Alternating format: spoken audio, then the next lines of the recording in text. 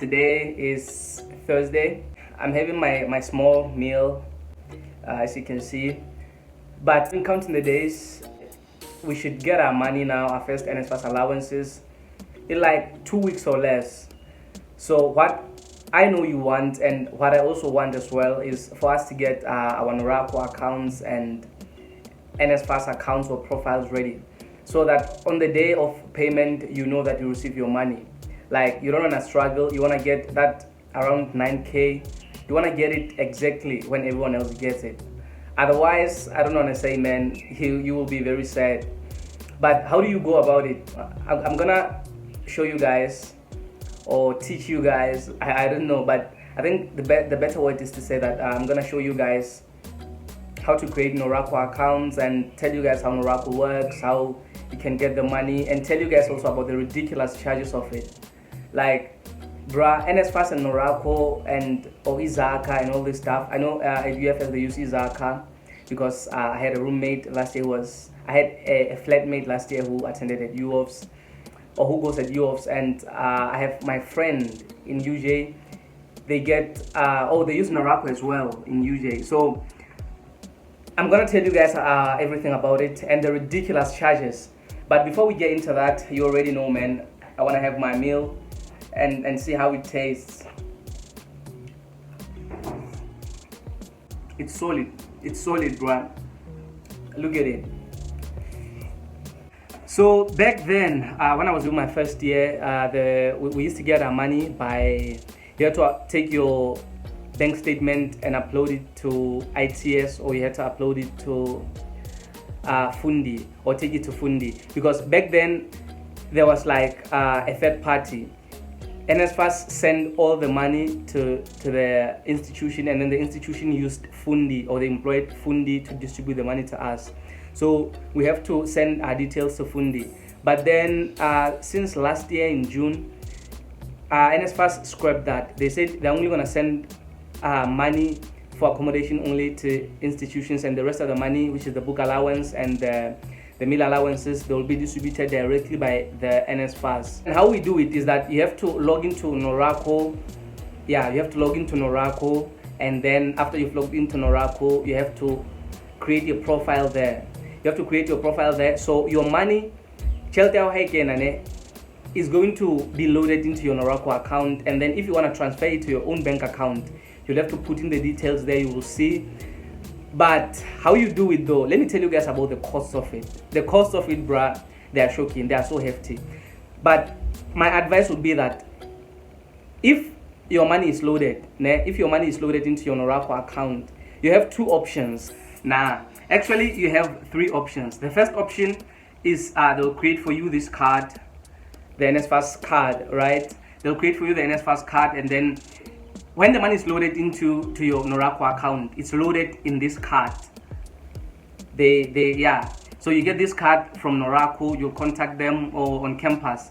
They come on campus, they give people those cards if they want.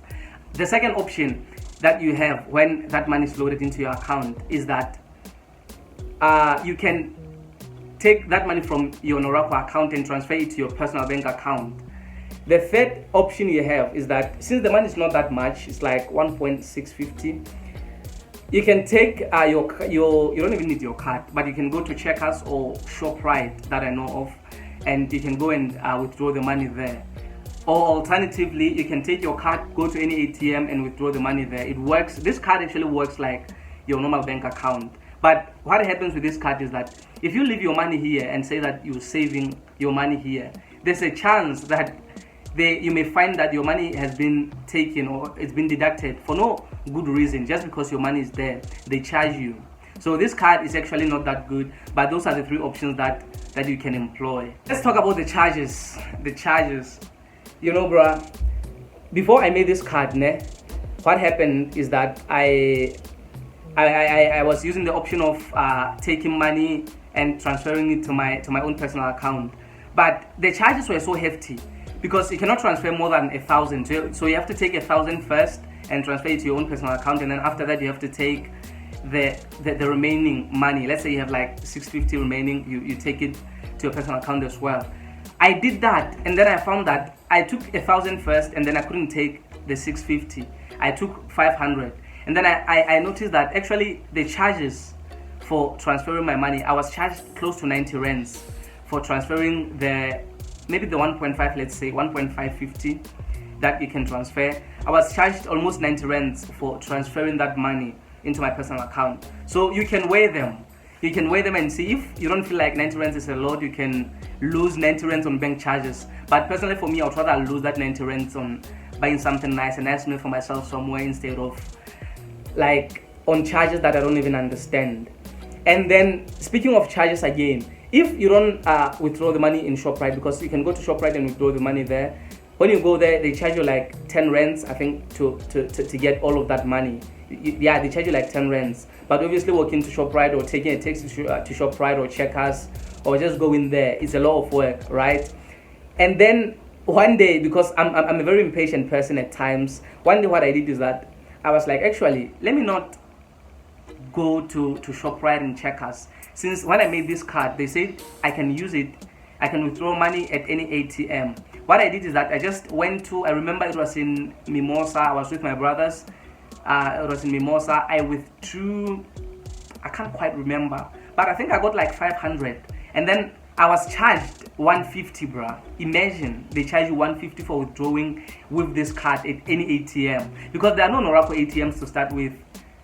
So I was so shocked and I was not happy with it. So my best advice, the best advice that I'll give you is to withdraw the money to like at ShopRite or Checkers. But since now it's gonna be a lot of money, I don't know, man, I don't know. But I think it's still better though to go to ShopRite, withdraw the money, and then you can go and deposit it into your own personal account. I think you won't be charged more than 50 rands when you do that. But if you don't do that and you want to transfer all the money into your personal account online, obviously you're not allowed to transfer more than 1,000. So let's say it's 9k that you have, you're going to transfer thousands, 1,000 until you reach the 9k. So imagine, and let's say per transaction they charge you like 40 rands.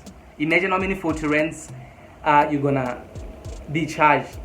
So you will see what you do, man. But that's my advice. That's how you can set up your NORACCO account and get your money from NSFAS, because now NSFAS pays us directly. So bruh, that was a lot of talk, but yeah, I think I've covered everything, really. I think I've covered everything that's important. If you have any questions though, like but I think the process is quite straightforward. I don't think it's very confusing or very complicated. But if you have any questions, you always know that my DMs are open on Instagram. You can always text on Instagram or leave a comment in the comment section, and you know that I like answering people straight away. As soon as I see the message, I like answering. And yeah, I don't like to keep people waiting for long. So yeah, man, I'll see you on Tuesday, since today is Friday, and I'll see you again in the next video. Take care of yourselves. Ciao.